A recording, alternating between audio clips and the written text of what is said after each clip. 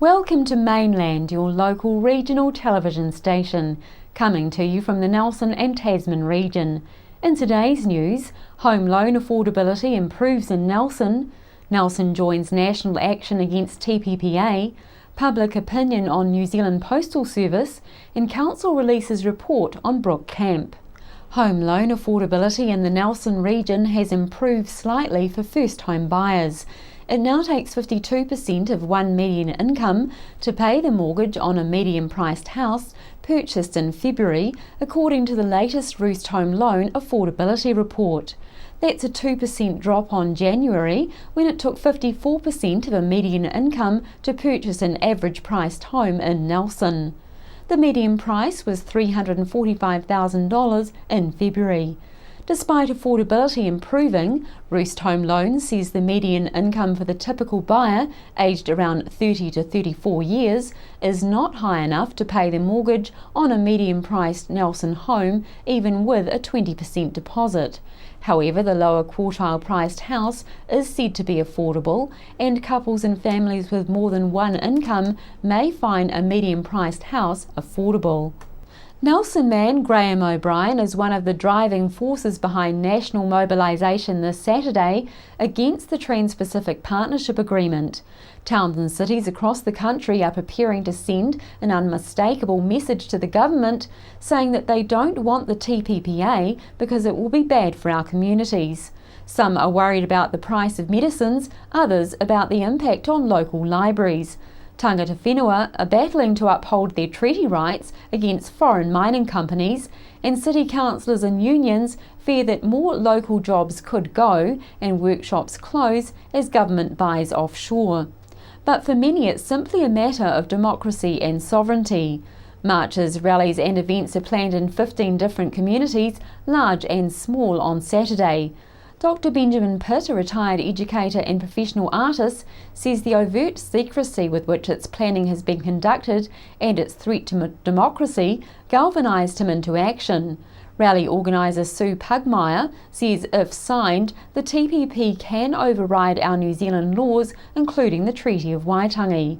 She says those laws are there to protect us, our environment and our families. Saturday's action in Nelson follows a series of public meetings and protests over the past 2 years. Last year, more than 500 people of Nelson and Tasman signed a petition calling on their local councils to adopt the People's Resolution concerning the TPP agreement along the lines that Auckland City Council adopted in 2012. Both local councils have since adopted the resolutions, which were forwarded to government.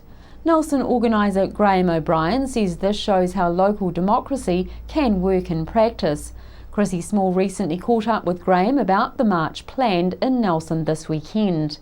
A lot of concerns are about the environment and the climate change issue, that once we sign these kind of agreements we'll lose any kind of being able to restrict corporations doing whatever they like without huge cost to our country and our people. So we want to see some surefire 100% or 99.9% guarantees that we will have a say. And if we do say that we don't want that to be done in our country, we don't want to be open to be sued by multinational corporations that basically have more money than our country anyway. Sure. So so a lot of it was about the environmental impacts of not having a say of what's going to be done in our country, and also the economic benefits are highly debatable. And there's a new study just come out from the Sustainability Council that says that they're saying that out of the $5 billion that supposedly we're going to get,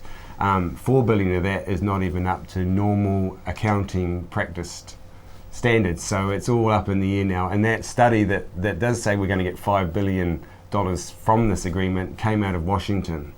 So it's we want to see a few more facts and figures and some real studies done before we start. And both parties, Labour and National, are both holding this $5 billion up as the ends to the agreement. Right. So we want to see a bit more openness about these figures. They're not just plucked out of the air by the people that are going to benefit. Okay. Right.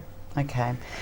All right, so there's still a lot of work to do. What's the next move? Next move, we're having a rally, through a nationwide rally on the 29th of March, and Nelson it will start at 12:30.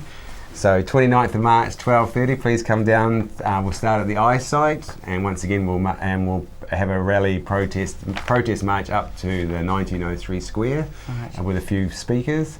So please come along and support that.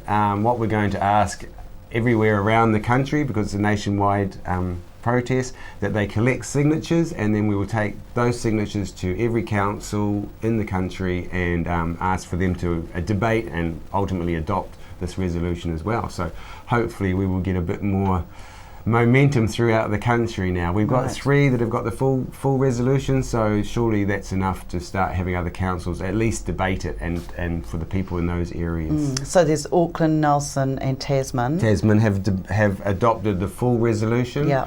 and Wellington and Palmerston North have adopted a much watered down agreement that just basically nearly is the same as what National's saying, that we're going to do it in the best of your interests, just trust us. Right. So for us that's not good enough, and we will be going back to those councils also and asking them to once again, like the TDC, relook at this resolution in full as it's given to them. Sure. And now, Mainland's Janine Pugh headed out to ask the public whether they thought New Zealand Post was delivering a good service. New Zealand Post are increasing their prices. Why? You've been aware of that? Because they're actually not making any money. Oh, stop it. Of And course so, they are. so what's your Who's getting what's paid your too thoughts? What's your thoughts on the impact? Who's getting paid too much? Not me, and be the big Same. people. It must be the big people. They're just going to make everybody go to email, aren't they? And I do a lot of emailing, I must admit, but I like to post things too. Because I like getting something through the post. It's kind of old-fashioned and it's lovely. It's always a surprise unless it's a white envelope with something red on it. I don't know if it'll bring in a whole lot of revenue for the country, and it'll probably only be a stopgap issue, really, in the meantime. I think it's going to really impact us, and the main reason being that they're going to reduce the mail delivery to 3 days a week, and they're putting up the postage. I can't really see their reasoning, especially with the profit they're making. I don't know. No answer there. Okay, so the prices of packaging is going, like say for a standard letter is going from, is it 50 cents up to 80 cents? Do you use postage system at the moment? Not very often, but yeah, it is pretty pricey, I suppose. Yep. I don't think it's a very good idea, but I mean price raising has never been a good idea in my eyes, but I don't know, it'll get harder for people to get packages anywhere because they don't have enough money. I mean, Nelson's quite low key. I don't really mind. I mean, 10 cents of increase is not really a big deal. So It's actually 30 cents. 30 cents, sorry. Yes, for me, no, it's not a big deal. I mean, that will help the, I don't know how to say that now. But make some more money? Yes, yeah, that's the one. And then, yeah, and then for a long time it's never been increased. I mean, that's how it goes. So yes, yeah. Oh no, they're probably keeping up with inflation, and I use the internet mainly today, so I'm not really too fussed about it. I don't think it should go up. Why is that? Because there's so many other ways of communicating with people, and I think it's good that people send letters, and they shouldn't discourage it. As controversy swirls around the future of the Brook Valley Holiday Park and its occupants, the Nelson City Council has just released a report on its proposed closure, in which it says Nelson's needs don't extend to 3 council-owned camping grounds. However, the report, which was supplied to the Nelson Mail under the Official Information Act, had been heavily edited. Council's Chief Executive Claire Hadley told the Mail she removed the material that doesn't relate to the Brook. The report contains a statement which says in 2010 the Brook camp was transferred back to the direct control of council on the basis it was running at a loss. However, figures supplied to the Nelson Mail by Tahuna Beach Camp Incorporated, which held the lease until 2010, show it made a small profit each year. In Ms Hadley's report to the Community Services Committee, she says that closing the camp would potentially increase the revenue stream for the Maitai Valley Camp and Te Hunanui Beach Camp, both owned by the council and operated under lease. Tasman District Council is currently running a series of consultation discussions and presentations on the draft annual plan and the 2 proposed rating policies around the district. The location and timing of the consultation sessions is available on the TDC website. Chat sessions are being run in the afternoon. Council will have some displays and a range of councillors and staff available to answer your questions about the plan and the rating policies. The sessions will be very informal, with some presentations on the plan and question and answer sessions at the meetings in the evenings. In some cases, these meetings will be run in conjunction with the meetings of local community associations. The Sport Tasman Marlborough Muddy Buddy Adventure Run, scheduled for this Sunday in the Havelock Estuary, has been postponed because of a sewerage spill created by a power outage at Havelock in the weekend. The Marlborough District Council and the Nelson Marlborough District Health Board have recommended that no activity be undertaken in the estuary for at least 28 days to ensure that any pollutants have been thoroughly flushed from the environment. Sport Tasman event manager Rita Merriman says the Muddy Buddy will be postponed until Sunday, May 11th as a precaution. Mrs Merriman stated that entry numbers had been climbing steadily over the past few days, and she hopes that the new date will see even more mud lovers taking part. Registrations will remain open, and anyone who has entered but cannot participate on the new date will receive a full refund for their entry. For more information about the Muddy Buddy, please call Sport Tasman on 03 546 7910.